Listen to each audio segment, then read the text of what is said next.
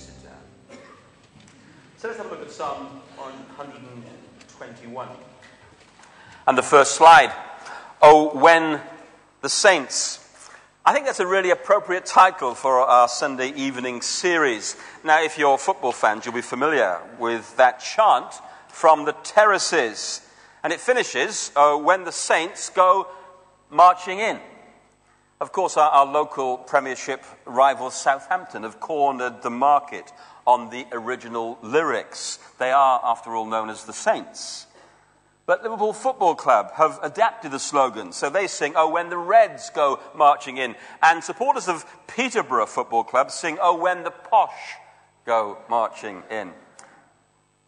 You know the background to the song? It was made famous in the 1930s by Louis Armstrong.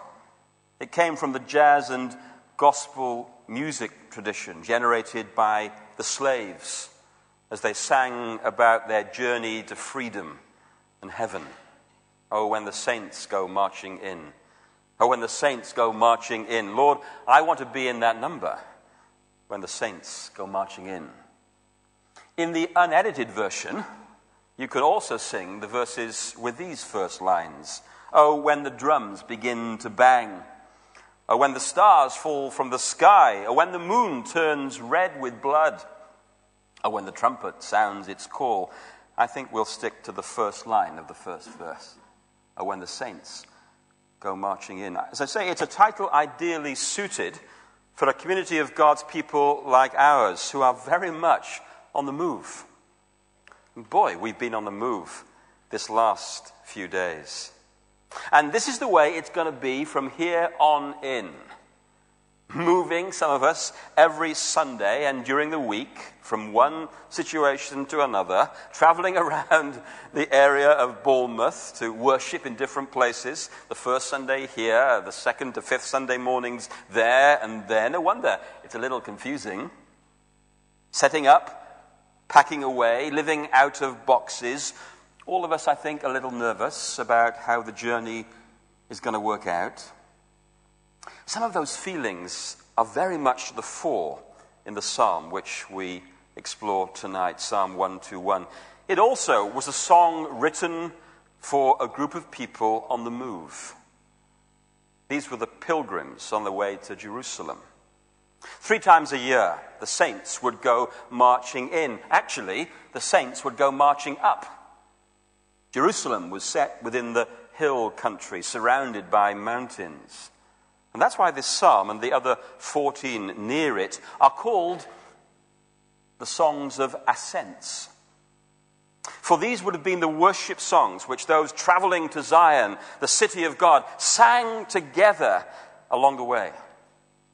And as Psalm 121 opens, we get a sense of people encouraging each other to keep going, to keep relating the various stages of their lives to God in praise and in prayer. Because that's the big theme of the psalm. We have a God for all seasons, for life's exits and entrances. There is no situation, no circumstance, there is no eventuality which this God hasn't got totally covered. And the pilgrims sang that to each other. Do you see how in the text of the psalm, the solitary speaker, the single speaker of verse 1, I lift up my eyes to the hills, and my help comes from the Lord, is followed in verses 3 and 4 by many voices. He will not let your foot slip. Somebody else is responding to the pilgrim as he goes. What we've got going on here is one person walking to the worship festival, being met by those who are on their way back, on their way home, waving and shouting as they pass each other on the winding, slippery mountain trails. God has got it covered. Yes, he has. My life and yours, your life and mine, my times and yours. High fives all round. Something like that was happening between the Woodbury Avenue campus services this morning. Attenders at the 9:15 congregation were going up the steps to Castle Point to get back into their cars. Hopefully their cars were still there. While the 11:15 congregation was coming down the steps to worship here. And as they passed each other on the way, they said, was it any good this morning? Not bad. Was the music good? It was awesome. What about the preacher? He was okay. And they high-fived. I was here at about 12:30, 1 o'clock, when some of the setup team that Alex referred to came back from HR, Holdenhurst Road, with news of encouragements from the 10:30 Lansdowne campus service. God's good. Yes, he's good. But this psalm isn't only a song for the tribes of Israel as they go up and down to Jerusalem. It's also a song for their kings and leaders. Old Testament kings like David, who have to venture out to battle in dangerous contexts, and leaders like Nehemiah, who embark upon major reconstruction projects.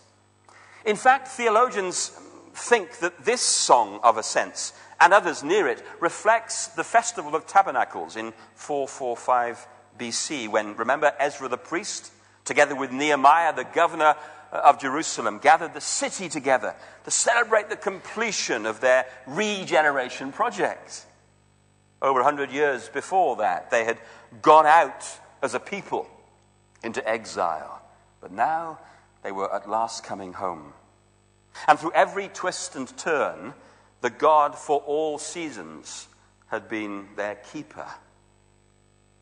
And if you were to ask me what my expectations are for the next few years, I would simply say this: God is going to be with us on the journey.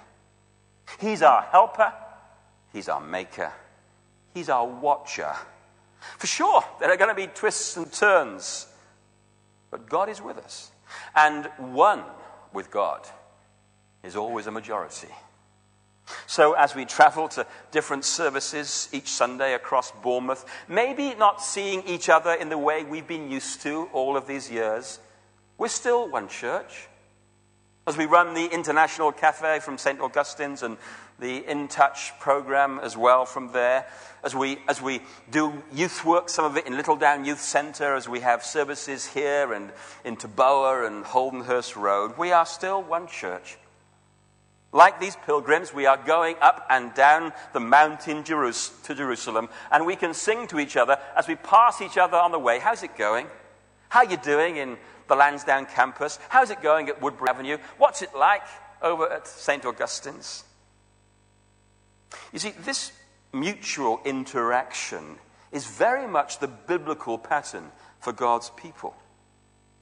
Let me put it like this. Worship is not just, if you like, this way, vertically. It's this way. It's horizontal. We rehearse the great truths of God to each other. We sing Scripture. We encourage each other to know and trust God. Biblical worship mustn't be conceived as people sitting woodenly with their eyes towards the back of someone else's head. No, in biblical worship, we face each other. We meet and greet each other. We smile at each other. And as we said this morning, we love each other. If that's the relevance of this psalm, what's its content? What's it all about? Well, it's all about God. Now, of course, I would say that, wouldn't I? But it's true, and for this helpful, important reason. We can often make life about us in a very self-centered way. We become the consumers, and the focus is our needs, our agenda, my issues, my circumstances. Actually, my friends, life is about God. The one who made it, who gives it, who keeps it, and who ends it. The Psalms are the worship songs of their day, expressing the realities of life, its pressures and emotions, the highs and lows. But they do all that from the controlling perspective of who God is. The best worship songs are not fundamentally about us. They are about God. They are about the beauty and mystery and majesty of God. And here, the songwriter describes God as helper and maker and keeper. In fact, 6 times in the psalm, God is called the keeper of his people. Perhaps the better translation of the Hebrew is the word guardian. You see, that word evokes the idea of God as protector and provider. Let's get to the detail. 3 lessons. Firstly, God's help inspires confidence. God's help inspires confidence. It may well be that as the pilgrims are looking up and ahead to the hills of Jerusalem in the distance, they are both a little scared and reassured. Scared because the hills of Zion were known as the high places. This was the original area where the Canaanite inhabitants practiced their idol religion and their witchcraft. And as we know from our Old Testament history, the tribes of Israel often tragically flirted with these false gods in the high places up in the mountains. So as the traveler looked, he was aware of the dark arts of those mountain ranges. Aware, no doubt too, that robbers and terrorists made their living from vulnerable pilgrims who were making their way to and from Jerusalem. But the songwriter is, in the end, reassured. I lift up my eyes to the hills. Where does my help come from? My help comes from the Lord, the maker of heaven and earth. You see, the focus of the pilgrim and the gaze of the pilgrim did not rest and remain on those rugged mountains which had been around for generations. No, his eye was on the maker of the mountains. He knew that that's where his help came from. For this was Zion he was going to, the city of God, the city that God had chosen to call his own. Here was the temple where God lived symbolically with his people. So for the pilgrim, for the worshipper, Jerusalem spoke of security and rescue and going home. For there the worshipper could depend upon God in a hostile world, the God who could be trusted everywhere and always as the Lord who would keep his or her soul. So, though these hills may be a refuge or a menace, either way, there's something better. Beyond the dangers they may hold for us or the safety they may promise to us, we look to the one who made them and everything else. You see, that's the point about the God for all seasons. How do I know that help comes from God? Because he made everything. If the mountains are impressive, how much more their maker? The maker, says the psalmist, of heaven and earth. That's the Hebrew way of saying God is the creator of everything, of all reality. The entire cosmos, from the trillions of atoms and molecules to the huge forces of nature. He's the God who is everywhere. From the millions of light years which span the galaxies to the nanoseconds of breath which you have just taken with your body. The God who knows everything. Not just the God who is everywhere, the God who knows everything. From that thought you had a moment ago to the entire library of information available to us on the silly old internet. Do you know, I got a sense of the power and the awesomeness of God these last couple of weeks. I wonder if you did. As you saw those stunning pictures from the space probe, New Horizons, exploring the Kuiper belt of interstellar space, traveling at 11 miles a second, get that, 11 miles a second, revealing Pluto, which is 4.6 billion light years from Earth, as an icy world with glacier-like ice flowing on its surface. Do you know, the sheer dimensions and scale of the universe are immense. And the psalmist says, and God made all that, and God upholds all that. You see, it is the maker, not the made, who's our helper.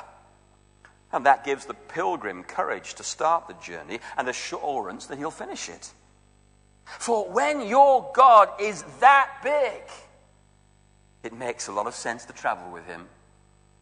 Nothing in all of creation can do the job the creator of the universe does. So, my friends, he's all the God that we need. For a God who is big enough to make this world and keep it going is big enough to help me with the issues of my life. If there is a God who made it all, who knows it all, and sees it all, then it's foolish not to trust him with it all. That's the first thing.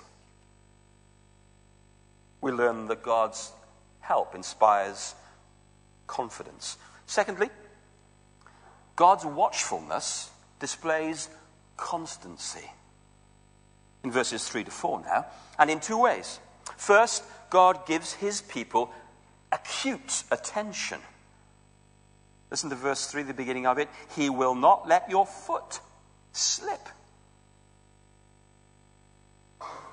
Second, he gives his people constant attention. He who watches over you will not slumber. Indeed, he who watches over Israel will neither slumber nor sleep. So, acute attention and constant attention. And once more, we have the hint of a conversation between pilgrim travelers. This collective response to the individual prayer. May his foot not slip. May his eyes not close. And the reply comes back, absolutely. He will never slumber or sleep. Of course, as we've said, this song is also reflecting the dangers faced by the journeys of Israel's kings as they moved into battle, surrounded as they would have been by their loyal guards, their watchers, their keepers. The reality is, though, that although the guards are supposed to look after the king's safety 24/7, they may well doze off at some point. But not Israel's God. He is the God who never slumbers nor sleeps. For the one who watches over Israel is Jehovah God, the Lord, the keeper of his people, the protector and provider. And so acute is God's attention that he won't even let your foot slip on the journey. Anyone who's ever tried walking across rocks on a beach, let alone the winding tracks of a hill walk, will recognize how remarkable that promise is. But that is the infinite and constant attention that God takes with us. Yeah, life is surrounded by danger. Just to walk out of your door can be a risky adventure. Nothing is certain in this fragile world. But this God makes us the object of his acute and constant attention. Here's the third thing that this worship song teaches us about God. God's protection proves comprehensive. The Lord watches over you. The Lord is your shade at your right hand. The sun will not harm you by day, nor the moon by night. The Lord will keep you from all harm. He will watch over your life. The Lord will watch over your coming and going, both now and forevermore. Listen to the pairs of opposites in those phrases. Day and night, sun and moon, coming and going, now and forever. You see, every base covered. There is no small print in the policy which says you have to pay the excess. It's fully comp. No exceptions. No fear of evil in daylight when the sun is up. And boy, can it get hot in that part of the world. Or in the darkness of the night when in desert climates the temperature can drop to freezing rapidly. For God is not only the sleepless watcher, he's also the shady provider and the warm comforter. From daybreak to sunset, this God is with his people. And notice how many times we read the word you in those final phrases. The Lord watches over you. The sun will not harm you. The Lord will keep you from all harm. He will watch over your life. Yes, faith in God is experienced in community. So we mustn't journey alone. But faith is also deeply personal. God will guard you. He will keep you, the individual who trusts in him.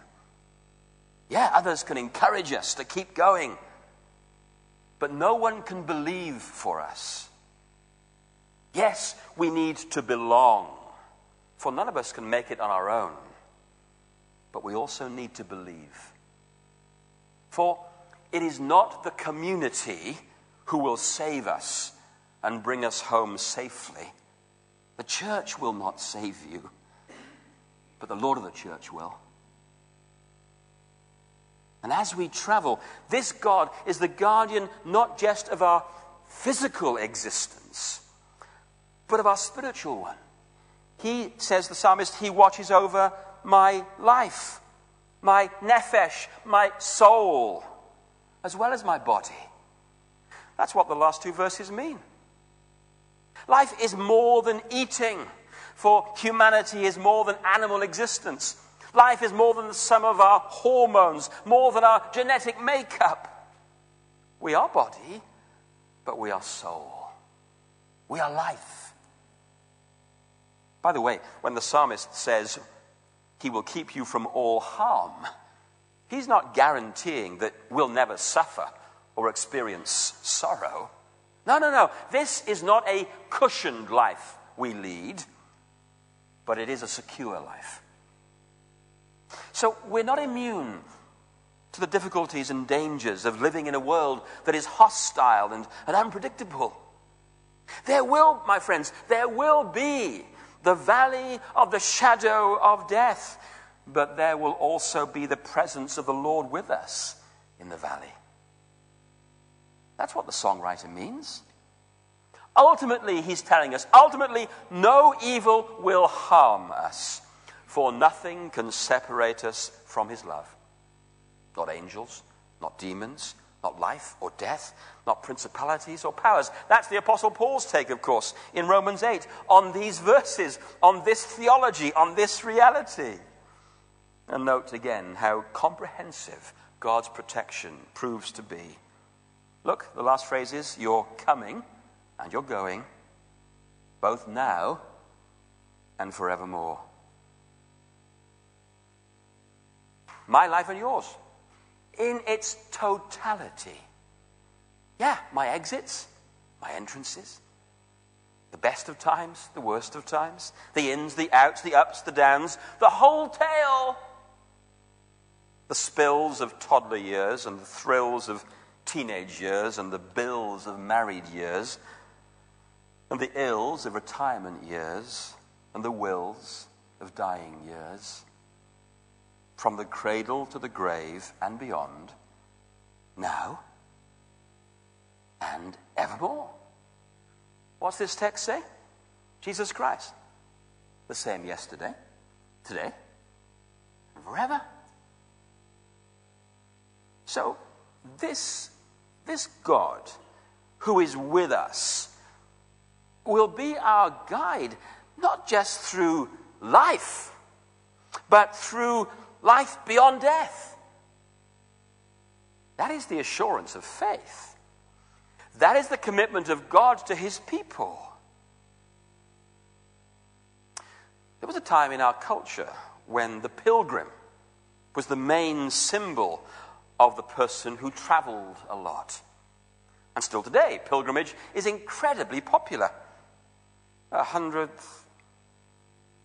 million people in this year alone will travel to the various sites of the world, the holy sites, seeking help and healing and guidance and power. But you know, I think the contemporary symbol of the traveler now is not the pilgrim, it's the tourist. Of course, both pilgrim and tourist are on journeys. They pass through other people's territory. But pilgrims are purposeful. They're going somewhere. They have a spiritual destination in mind, and they actually transform the places through which they pass. Tourists, on the other hand, are often little more than rich tramps. They've time to fill and are going nowhere in particular. They owe no loyalty, and they take no responsibility for the places they travel through. And they pay for others to serve them on their journey. So here's a question as we reflect on what it means in Psalm 121 to know God and follow him. Here's the question: are we pilgrims or spiritual tourists? On this journey, are we worshippers giving to God? Or are we in fact consumers, living for ourselves? Those are the two ways to travel spiritually through life. Likely as worshippers, because our hands are empty, waiting to receive from God, or heavily through life as consumers, because our hands are full and our pockets are stuffed with the things that we think we need for the journey, when in fact we need very little. It is really strange how some people travel. I got into the tube on the Circle line of the London Underground not that long ago. It was during the morning rush hour, and I was there, and there was a man next to me, clearly a banker or a financier or certainly a city worker. He was dressed in that kind of city worker's dark suit way, but he was carrying a stepladder. Do you know, the entire journey I was dying to ask him, what on earth was a man like him, dressed the way he was, what was he doing with a stepladder in rush hour between Paddington and King's Cross, where he eventually got off? I didn't have the courage to ask him. But with or without stepladders, life for us all consists of journeys, big and small. It involves change and movement, just like it is for us in Lansdowne without walls. It involves the sorts of questions which this psalm begins with. Where does my help come from? Isn't that one of the big questions, the ultimate questions of life? Where does my help come from? And people don't always like asking that kind of question. It's too honest somehow. It can make us feel what we are, fragile and vulnerable and mortal. Most people you meet are like a chap called Ed in a short story by the American commentator Michael Novak. Ed, says Novak, was the kind of guy who lived his whole life with the volume turned up and always on the move. Novak's novel was called Let the Questions In. But some of us don't. We live and travel like Ed, loud and fast, in case the big questions get through the wall of noise and speed that we've erected around us. But no matter how fast and how loud we travel, all of us ask the big questions of existence. Where's my help come from? Where are we going? Why am I here? Maybe we carry a step ladder with us, like the city worker on the Circle line, a support structure of some kind, an intellectual ladder which says, oh, life is meaningless. It's a journey on the Circle line, only you can never get off. You keep going nowhere except round and round. There is no God, no beginning or ending. For some, their ladder, their primary focus is the job, or the relationship, or the family, or the leisure interest. The questions that this psalm poses are really very simple. Have we a God for all seasons? A God who can cover all our bases, all our exits and entrances, who can deal with all the questions we have? Are we running from this God on a journey away, or are we returning to God, our Maker and our Helper? And perhaps the most relevant question we can ask ourselves tonight as a church family, corporately, as one church, in different locations, as we take the first steps on this journey, is this question: are we trusting or terrified? Do we know this God? The God who's got your back. The God who's made the cosmos. The God who sent his Son, the Lord Jesus, to Jerusalem to die on that cross, to be raised again, the empty tomb of Jerusalem, to tell us that the journey does not end in a dark hole, but the journey ends ultimately in the presence of God, this God who is with us and watches over our coming and going, both now and evermore. Let's sing, shall we, as we finish? A song about trusting God, a song about God's strength in the storms of our lives, a song about his power and glory and our future with him. My hope is built on nothing less.